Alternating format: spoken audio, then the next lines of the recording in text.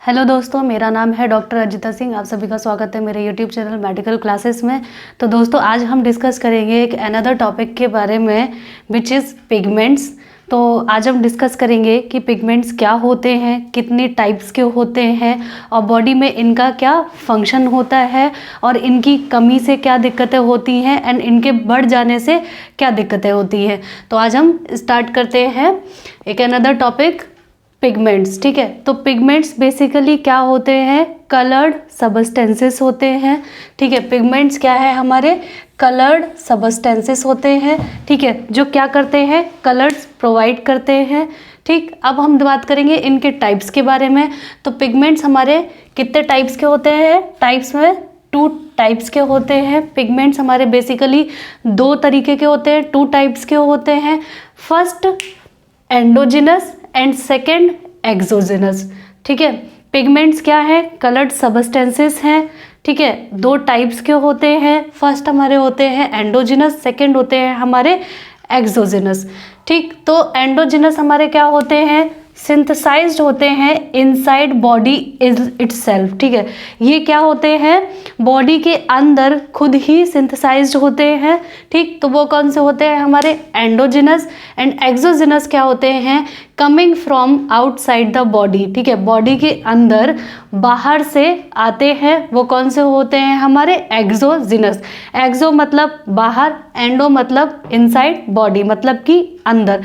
जो अंदर सिंथेसाइज्ड होते हैं इटसेल्फ, ठीक है, खुद से ही, वो कौन से होते हैं? एंडोजिनस। एंड जो बाहर से आते हैं वो कौन से होते हैं? हमारे एक्सोजिनस। ठीक, तो ये 2 टाइप्स के होते हैं। तो हम फर्स्ट सबसे पहले डिस्कस करेंगे किसके बारे में? एंडोजिनस के बारे में।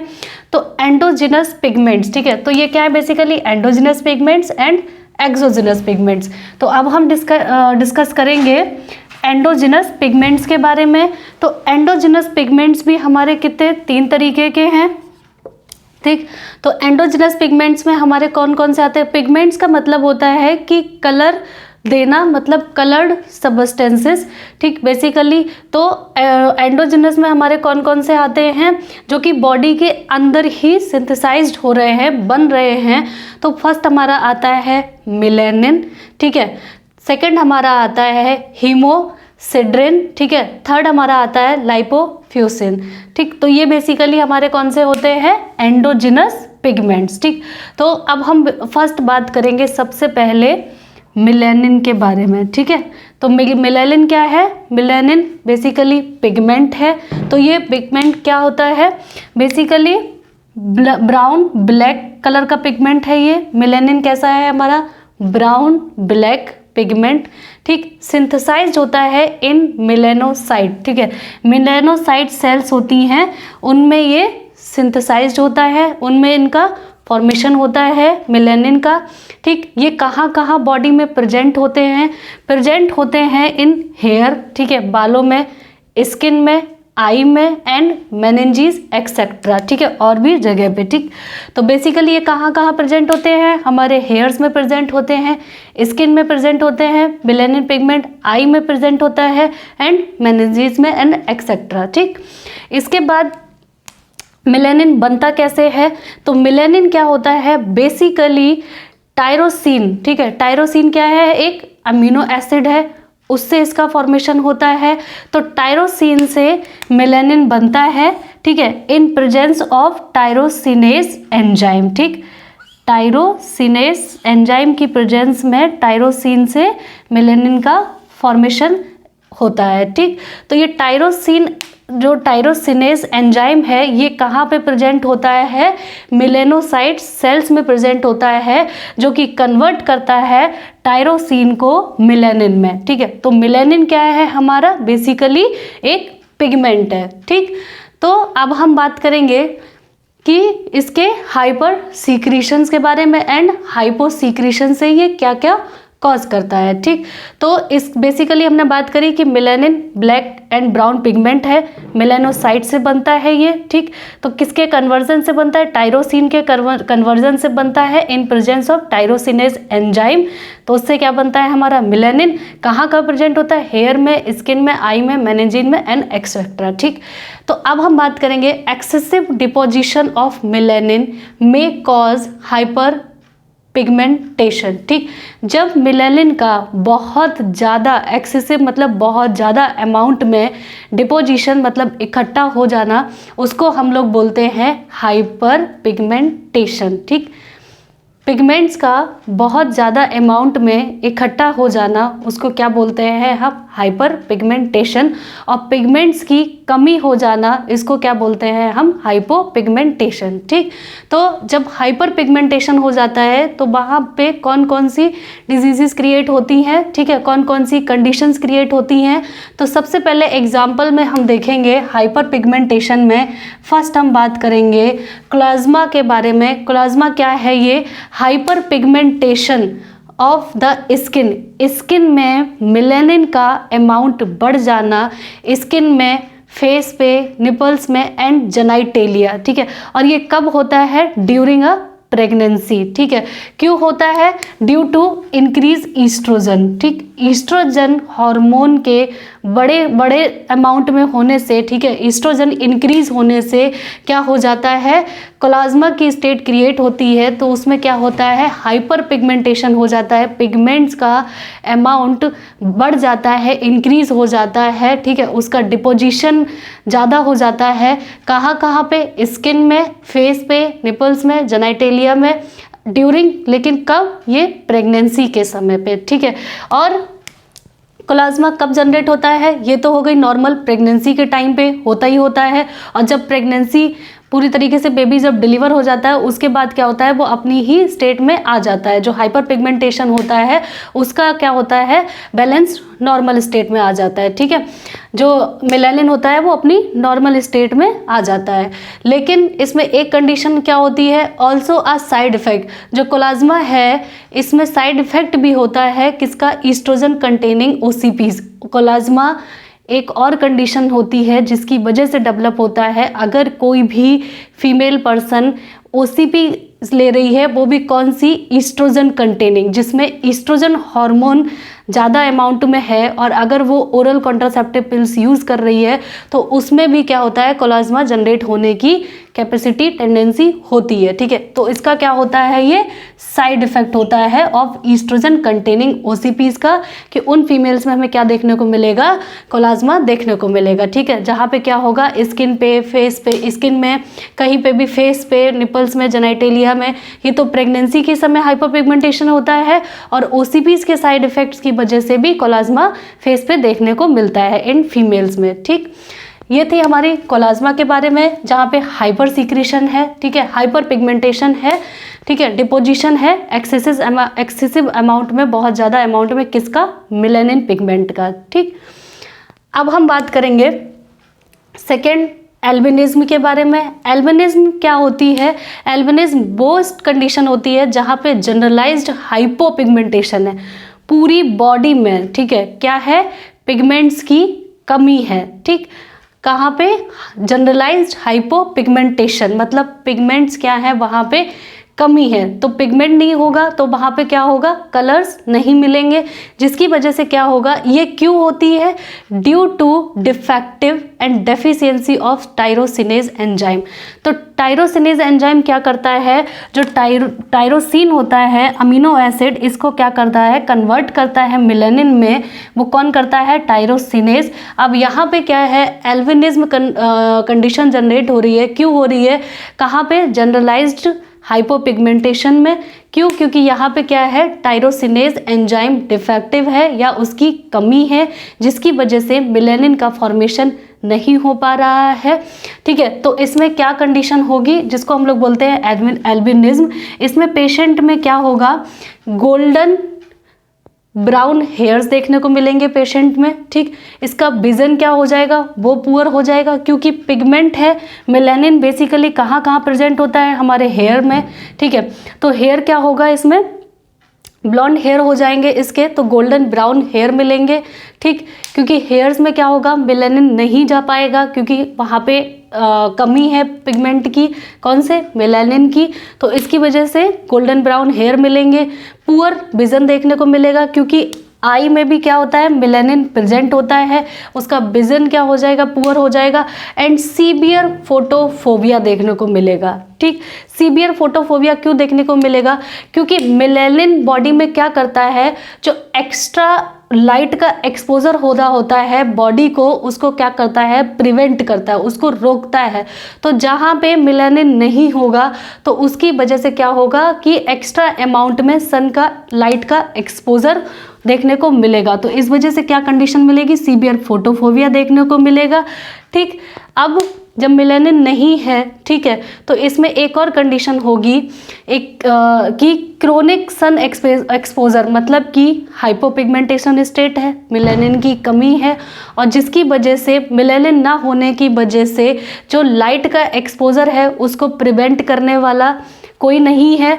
तो इसकी वजह से क्या होगा कि अगर लगातार क्रोनिक समय से सन एक्सपोजर हो रहा है तो may cause precancerous skin lesion. तो इसकी वजह से क्या हो सकता है, प्री कैंसरस स्किन लीजन्स भी कॉज हो सकते हैं। इसका मोर रिस्क होता है कैंसर का फेयर पीपल्स, जो फेयर पीपल्स होते हैं उनमें क्या होता है, मोर रिस्क होता है ऑफ कैंसर के एक्सपोजर, कैंसर क्रिएट होने का। ठीक है, तो अगर क्रोनिक सन एक्सपोजर है, ठीक है, ये कॉज कर सकता है प्री कैंसरस स्किन लीजन्स। ठीक है, तो ये क्यों हो रहा है, बिकॉज वहाँ पे क्या है, मेलानिन की कमी है। ठीक, थर्ड हम बात करेंगे किसमें, जहाँ पे मेलानिन की कमी है उसमें क्या होता है, एक ल्यूकोडर्मा स्टेट। ल्यूकोडर्मा में क्या होता है, पार्शियल एल्बिनिज्म। पार्शियल एल्बिनिज्म, यहाँ पे क्या है, एल्बिनिज्म जो कि पूरी बॉडी में ही हमें पिगमेंट्स की कमी है, पूरी बॉडी में ही हाइपोपिगमेंटेशन स्टेट क्रिएट हो रखी है, जहाँ पे क्या है, मेलानिन की कमी है। क्यों, क्योंकि टायरोसिनेज एंजाइम क्या है, डेफिशिएंसी है। ठीक है, तो वो हमें पूरी बॉडी में ही देखने को मिलेगा। ल्यूकोडर्मा क्या होता है, एक स्टेट ल्यूकोडर्मा, इसमें भी मेलानिन की कमी होती है, लेकिन क्या होता है, इसमें पार्शियल एल्बिनिज्म देखने को मिलेगा। ठीक, ये क्या होती है, इनहेरिटेड डिसऑर्डर होता है। ठीक है, इसके बाद लोकलाइज्ड लॉस ऑफ पिगमेंटेशन, ये हमें एल्बिनिज्म पूरी बॉडी में हमें देखने को मिलता है, पिगमेंट्स की कमी है। ठीक, ये क्या होता है, लोकलाइज्ड मतलब कि बॉडी में जगह जगह पे देखने को मिलता है लॉस ऑफ पिगमेंटेशन। ठीक है, तो बॉडी के किसी किसी पार्ट में देखने को मिलता है, लोकलाइज्ड मतलब एक जगह पे इसकी लोकेशन सेट होगी, वहाँ पे लॉस ऑफ पिगमेंटेशन मिलेगा, दूसरी जगह एक लोकेशन सेट होगी, वहाँ पे पिगमेंटेशन देखने को मिलेगा। लेकिन इसमें क्या होता है, एल्बिनिज्म में पूरी बॉडी में ही हमें हाइपोपिगमेंटेशन देखने को मिलता है। इसमें लोकलाइज्ड लॉस ऑफ पिगमेंटेशन कि बॉडी में जगह जगह पे क्या होगा, पिगमेंटेशन का लॉस होगा। तो क्या होगा, हाइपोपिगमेंटेड पैचेस आर ऑब्जर्व, तो बॉडी में क्या होंगे, हमें वाइट से क्या होंगे, पैचेस देखने को मिलेंगे। ठीक है, क्योंकि वहाँ पे क्या है, पिगमेंट्स की कमी है, पैचेस देखने को हमें मिलते हैं। हाइपोपिगमेंटेड पैचेस आर ऑब्जर्व्ड, हमें हाइपोपिगमेंटेड पैचेस लोकलाइज्ड क्या होते हैं, ऑब्जर्व्ड होते हैं, देखने को मिलते हैं। तो ये बेसिकली क्या था, मेलानिन की हाइपर पिगमेंटेशन में क्या दिक्कत होती है एंड हाइपोपिगमेंटेशन में क्या प्रॉब्लम्स होती हैं। तो इसको आप लोग नोट कर सकते हैं। तो दोस्तों अब हम बात करेंगे एंडोजिनस के अनदर पिगमेंट हीमोसिड्रिन के बारे में। ठीक है, इससे पहले हमने बात करी मेलानिन के बारे में, अब हम बात करेंगे हीमोसिड्रिन के बारे में।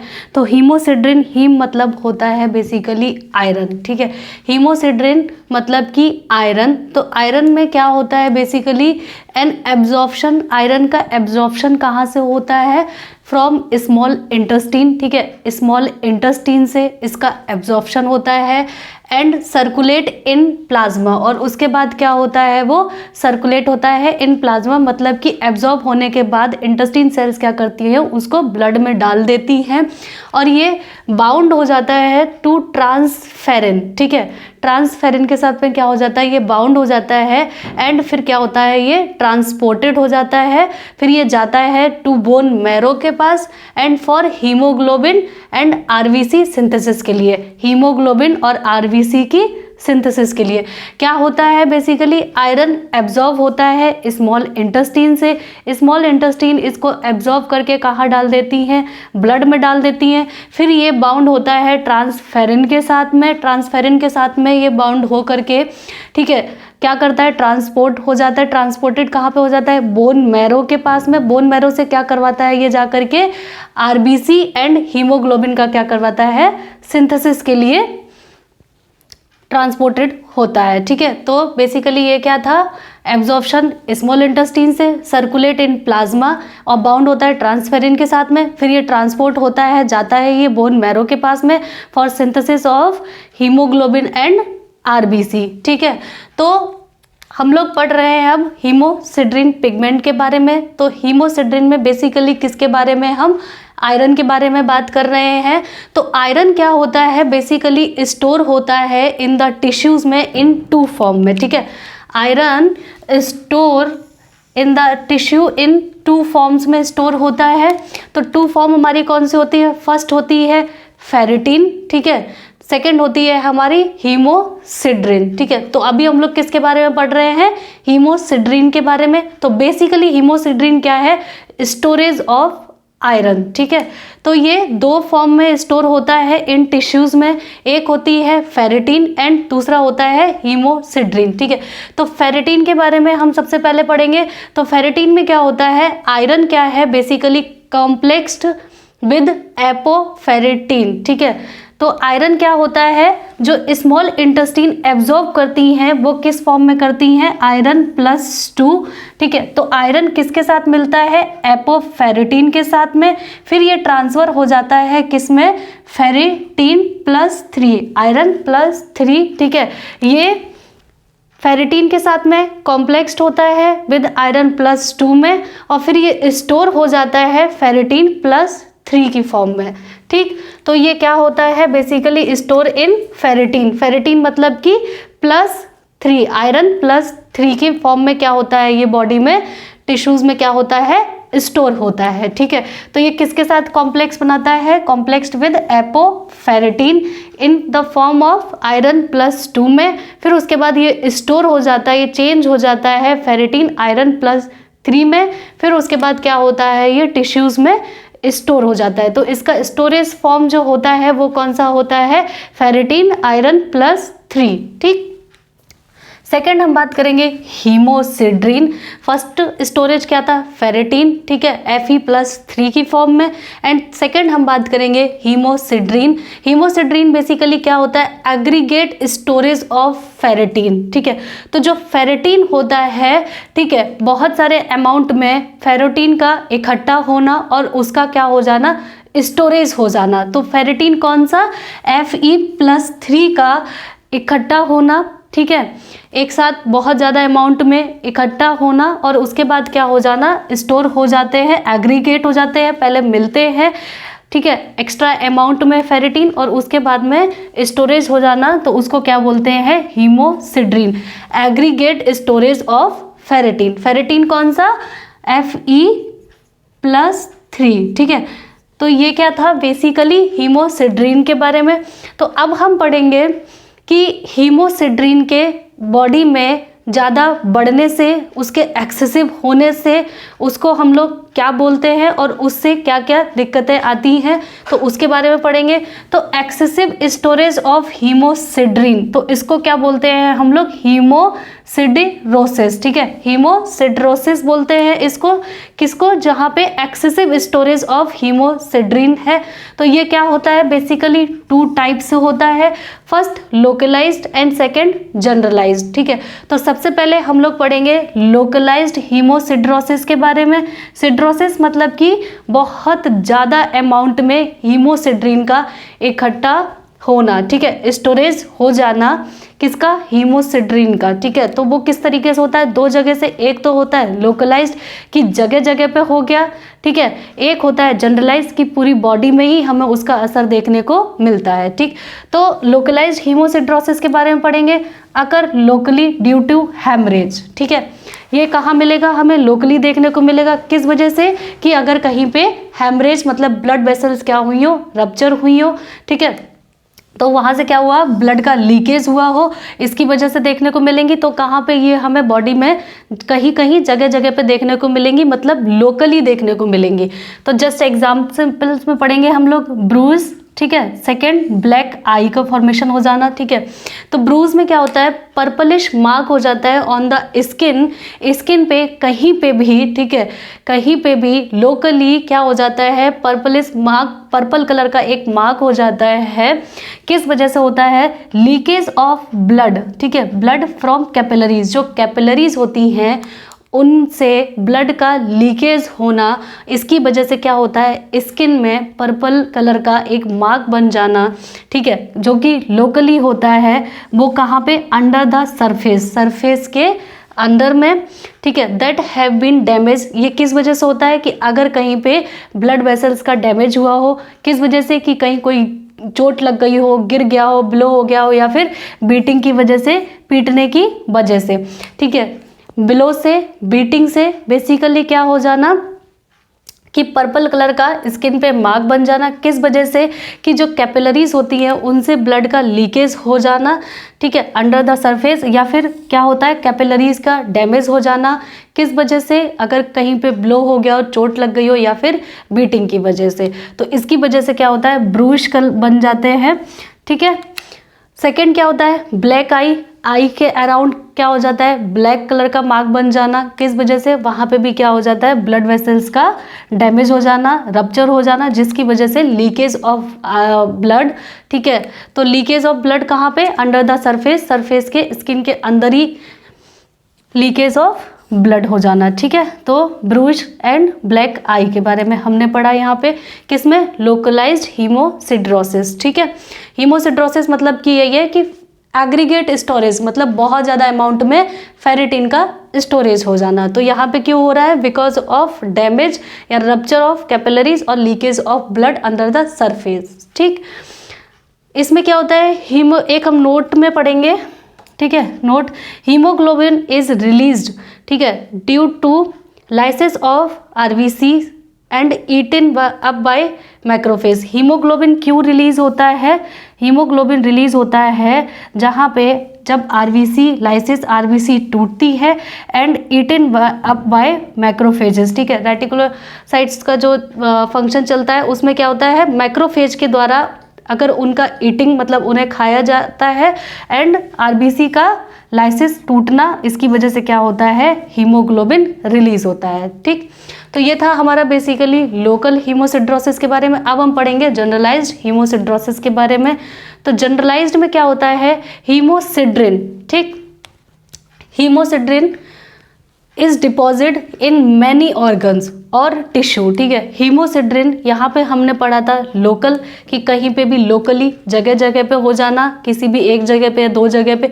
यहाँ पे क्या है, बहुत सारे ऑर्गन और बहुत सारे टिश्यूज में हीमोसिड्रिन का डिपॉजिट हो जाना due to systemic overload of iron, ठीक है। सिस्टमिक मतलब होता है पूरी बॉडी में आयरन का ओवरलोड हो गया, आयरन की मात्रा बहुत ज़्यादा हो गई, इसकी वजह से क्या हो गया, बॉडी के बहुत सारे ऑर्गन्स में या टिश्यूज में क्या हो गया, हीमोसिड्रिन का डिपोजिशन हो जाना। इसको क्या बोलते हैं, जनरलाइज्ड हीमोसिड्रोसिस। इसके कॉजेज क्या होते हैं, हीमोलिटिक एनीमिया या फिर ब्लड ट्रांसफ्यूज़न। ब्लड ट्रांसफ्यूज़न अगर किसी का किया गया, किसी में ब्लड ट्रांसफ्यूज़न किया तो वहाँ पे क्या हो जाता है, हीमोसिड्रोसिस डेवलप हो जाना।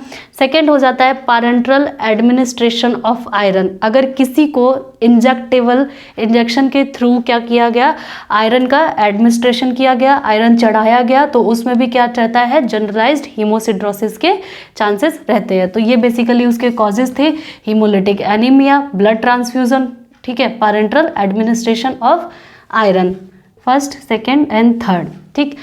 तो ये बेसिकली था हमारा किसके बारे में, हीमोसिड्रिन के बारे में, ठीक। अब हम एक नोट में पढ़ेंगे कि स्टोरेज फॉर्म ऑफ आयरन हमारी कौन सी होती है, फेरिटिन, ठीक है। फेरिटिन में ये हमारे एमसीक्यूज बेस्ड क्वेश्चन में भी पूछा गया है कि स्टोरेज फॉर्म ऑफ आयरन हमारी कौन सी होती है, फेरिटिन। आयरन +3, ठीक है, +2 नहीं, +3 की फॉर्म में क्या होता है, स्टोरेज फॉर्म होती है आयरन की, ठीक है। एंड सेकेंड कौन सी होती है, हीमोसिड्रीन, ठीक। सेकेंड फॉर्म होती है हीमोसिड्रीन, जहाँ पे क्या होता है एग्रीगेट स्टोरेज ऑफ फेरेटिन। तो फेरेटिन का ही बहुत ज़्यादा मतलब एक साथ जुड़ करके मिल करके और स्टोरेज बना लेना, उसको हम लोग बोलते हैं हीमोसिड्रीन। तो हीमोसिड्रीन की फॉर्म में एंड फेरेटिन की फॉर्म में क्या होता है, आयरन का स्टोरेज होता है। एंड सर्कुलेटरी फॉर्म कौन सी होती है, ट्रांसफेरिन, ठीक। तो ये क्या थी हमारी, ट्रांसफेरिन, क्योंकि यहाँ पे क्या होता है, जो आयरन होता है हमारा, यहाँ पे स्टोरेज फॉर्म ऑफ आयरन की पढ़ रहे हैं हम लोग। सर्कुलेटरी फॉर्म ऑफ आयरन क्या होता है हमारा, ट्रांसफेरिन, क्योंकि आयरन क्या होता है, बेसिकली बाउंड होता है ट्रांसफेरिन के साथ में, और उसके बाद क्या होता है, वो ट्रांसपोर्ट होता है बोन मैरो के पास, किसके लिए, synthesis of RBC and haemoglobin के लिए, ठीक है। तो सर्कुलेटरी फॉर्म ऑफ आयरन हमारी क्या होगी, transferrin. And main site of iron absorption, मतलब आयरन का एब्जॉर्प्शन स्मॉल इंटेस्टीन करती है, लेकिन स्मॉल इंटेस्टीन में भी 3 पार्ट होते हैं। तो 3 पार्ट्स में जो मेन होता है, मेन साइड होती है, वो कौन सी होती है हमारी, डिओडिनम। और किस फॉर्म में, आयरन +2 फॉर्म में क्या करता है, main side of iron absorption +2 में होता है, आयरन +2। एंड स्टोरेज किस में होता है, फेरेटिन आयरन +3, क्योंकि यहाँ पे क्या होता है, जो +2 एब्जॉर्प्शन वाली फॉर्म होती है वो किसके साथ कॉम्प्लेक्स बना लेती है, एपोफेरेटिन के साथ मिल करके यहाँ पे क्या होता है, कॉम्प्लेक्स बनाती है एपोफेरेटिन के साथ में +2 फॉर्म में। लेकिन जो स्टोर होती है फिर वो चेंज हो जाती है फेरेटिन आयरन +3 Fe+3 की फॉर्म में, ठीक है। तो बेसिकली ये नोट वाले क्वेश्चन थे, तो इसको आप लोग नोट कर सकते हैं। ये था बेसिकली हमारा हीमोसिड्रीन के बारे में। तो दोस्तों अब हम बात करेंगे अनदर पिगमेंट जो कि एंडोजिनस है, उसी का टाइप है, वो कौन सा होता है हमारा, लाइपोफ्यूजिन के बारे में, ठीक है। ऑल्सो नोन एज, इसको हम ऑल्सो कॉल्ड एज लाइपोक्रोम, लाइपोक्रोम भी बोल सकते हैं। And ageing and old age pigment, ठीक है। तो ये बेसिकली कभी कभी एमसीक्यूज में एक क्वेश्चन पूछा जाता है कि ओल्ड एज पिगमेंट कौन सा होता है, तो वो होता है हमारा लाइपोफ्यूजिन, ठीक है, old age pigment. And third क्या होता है, also called age wear and tear pigment. तो ये भी एक एमसीक्यूज में क्वेश्चन पूछा जाता है कि बियर एंड टीयर पिगमेंट कौन सा होता है, तो हमारा वो कौन सा है, लाइपोफ्यूजिन, ठीक है। तो अब हम इसके बारे में डिस्कस करेंगे।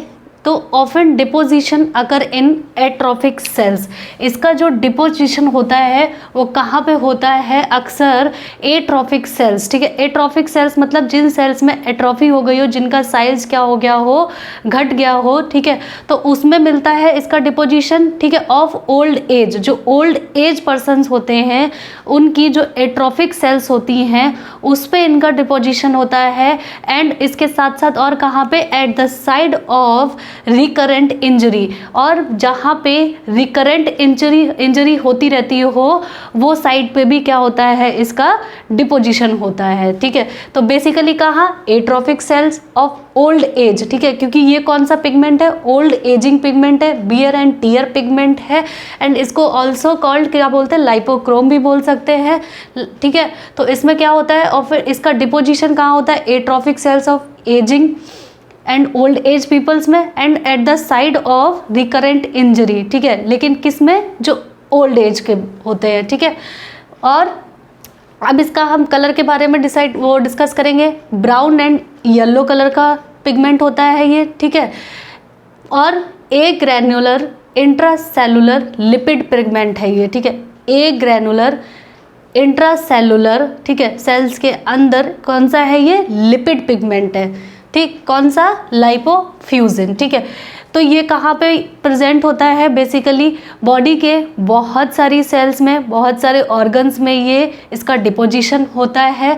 तो ये कहाँ पे उनमें प्रेजेंट होता है, यूजुअली पेरी न्यूक्लियर इन लोकेशन, जो सेल्स होती हैं, ठीक है, जैसे ये कोई भी सेल है, ठीक है, ये उसका अगर न्यूक्लियस है तो ये कहाँ होंगी, अराउंड न्यूक्लियस, मतलब पेरी न्यूक्लियर। तो न्यूक्लियस के अराउंड इनका क्या होता है, लोकेशन होता है, ठीक है। यूजुअली पेरी न्यूक्लियर इन लोकेशन, अराउंड न्यूक्लियस ये मिलते हैं, ठीक है। सेकेंड बात करेंगे हम इसके बारे में। प्रोड्यूस होते हैं due to peroxidation of PUFA. तो प्यूफा क्या है? पॉली अनसैचुरेटेड फैटी एसिड, ठीक है। प्यूफा मतलब पॉली अनसैचुरेटेड फैटी एसिड के परऑक्सीडेशन होने से बाय अ फ्री रेडिकल, ठीक है। प्रोड्यूस होते हैं due to peroxidation of polyunsaturated fatty acid by free radical से, ठीक है, बाय अ फ्री रेडिकल से। तो इसकी वजह से क्या होते हैं? ये प्रोड्यूस होते हैं, ठीक। इट में एक्यूमुलेट, ये जो लाइपोफ्यूजन होते हैं ये लिपिड पिगमेंट्स हैं, ठीक है। तो ये एक्यूमुलेट हो सकते हैं इन मायोकार्डियल सेल्स, जो कि कहाँ पे? हार्ट्स में प्रेजेंट होती है, हमारे हार्ट में प्रेजेंट होती हैं मायोकार्डियल सेल्स में। हिपेटोसाइट सेल्स लिवर में प्रेजेंट होती हैं, एंड ब्रेन सेल्स में भी ये क्या होते हैं? इनका एक्यूमुलेशन हो सकता है, ठीक। इसके बाद बात करेंगे ये क्या होती हैं? सेल्स के लिए इंजरियस नहीं होती हैं, डेंजरस नहीं होती हैं, एंड देयर फंक्शन, और उनके फंक्शंस के लिए भी ये कोई इंजरियस नहीं होती है, ठीक है। ये क्या होती है? इम्पॉर्टेंट मार्कर हैं for free radical injury and lipid peroxidation के लिए भी क्या है? ये बेसिकली इम्पॉर्टेंट मार्कर हैं फॉर फ्री रेडिकल इंजरी, जो फ्री रेडिकल इंजरी कॉज कर रहे हैं, ठीक है, उसके लिए इम्पॉर्टेंट मार्कर होते हैं कौन? लाइपोफ्यूजन, एंड साथ ही साथ किसके लिए?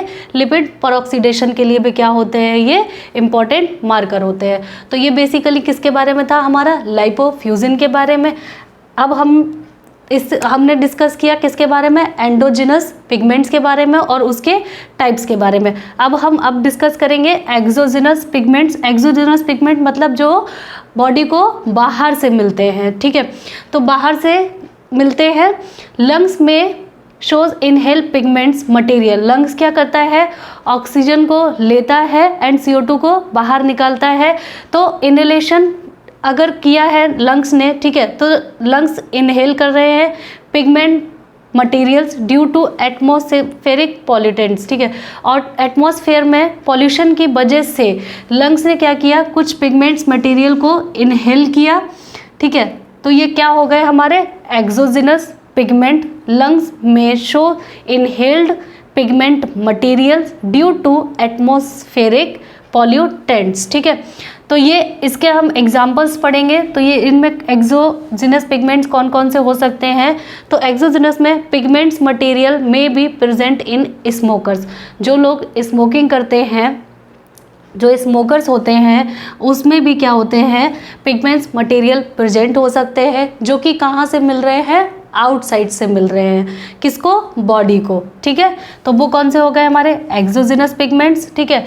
सेकेंड होते हैं न्यूमोकोनियोसिस, ठीक है। कौन से? कार्बन डस्ट, ठीक है, कार्बन डस्ट, सिलिका, एस्बेस्टोस, ठीक है, etcetera may be deposit in lungs, ठीक है। ये भी क्या हो गए? इनहेलेशन से मिले, और मे बी ये क्या होते हैं? डिपॉजिट्स भी हो सकते हैं लंग्स में, ठीक है। तो वो कौन से हो गए हमारे? न्यूमोकोनियोसिस, ठीक है।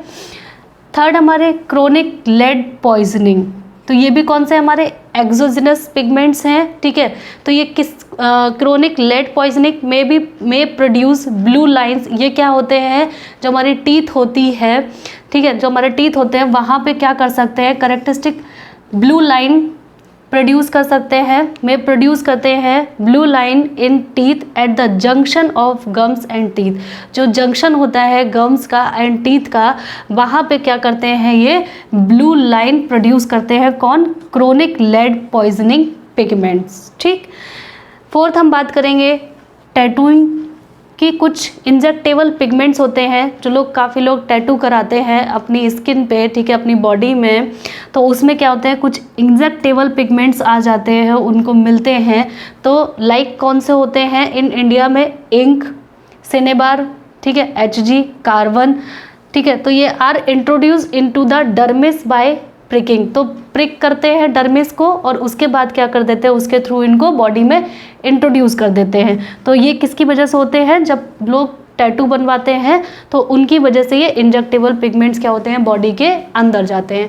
तो ये बेसिकली था हमारे पिगमेंट्स के बारे में, उसकी डेफिनेशन के बारे में कि पिगमेंट्स क्या होते हैं, ठीक है, और कितने टाइप के होते हैं, एंडोजिनस एंड एक्सोजिनस, और उसके भी क्या क्या टाइप्स होते हैं, तो उनके बारे में हमने डिस्कस किया। अगर मेरा वीडियो पसंद आया तो प्लीज़ लाइक करें, शेयर करें एंड सब्सक्राइब करें, और कोई भी क्वेरी होती है तो आप मुझे कमेंट करके पूछ सकते हैं। Thank you.